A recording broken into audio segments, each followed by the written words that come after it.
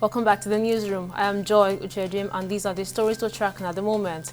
President Bola Tinubu has written to the National Assembly seeking approval of a fresh 1.77 trillion naira as a new external borrowing plan in the 2024 Appropriation Act.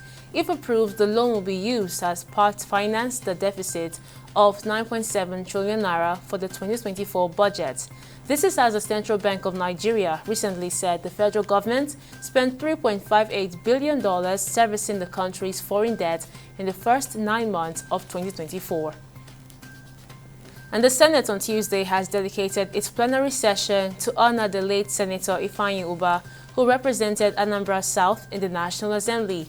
The casket bearing the remains of the senator lay in state at the foyer of the White House wing, directly in front of the Senate chamber. The day's order paper featured only one item: valedictory session. And the governor of Edo State, Monday Okpebholo, has promised to set up a commission of inquiry on the controversial communities' lands acquired by the immediate past government of Godwin Obaseki. The immediate past government of Obaseki had in October 2022 demolished no fewer than 100 houses in 3 communities. The demolition rendered thousands of persons homeless, while properties estimated billions of naira was also destroyed. And the Yola Electricity Distribution Company has announced the commencement of the deployment of 1,880 prepaid meters to Band A customers under the Meter Asset Fund scheme. The initiative targets Band A customers who ceased receiving electricity subsidies in April and aims to ensure accurate billing and improved customer satisfaction. Launched on June 13, 2024, the MAF project forms part of the Presidential Metering Initiative designed to accelerate nationwide metering for electricity consumers. And barely 2 months after the September completion deadline flop, the Nigerian National Petroleum Commission has explained why it could not deliver the much-awaited Port Harcourt Refinery Company. In an interview with journalists, the NNPC Chief Corporate Communications Officer, Olufemi Shoneye, said the company encountered risks and challenges while carrying out the rehabilitation, being a brownfield project.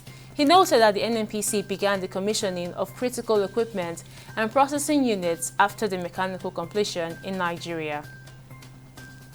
And on the foreign scene, Kyiv said on Tuesday it struck a Russian arsenal near the town of Karachev in the Bryansk region, over 110 kilometers from Ukraine, in what Ukrainian media outlets reported was a first strike with US-supplied ATACMS missiles. There was no official confirmation from Ukraine about what weapon was used.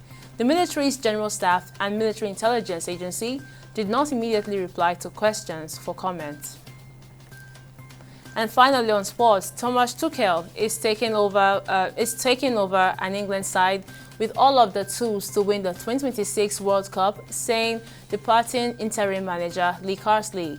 Former Chelsea and Bayern Munich boss Tuchel takes up his new role on January 1st after being given an 18-month contract by the Football Association.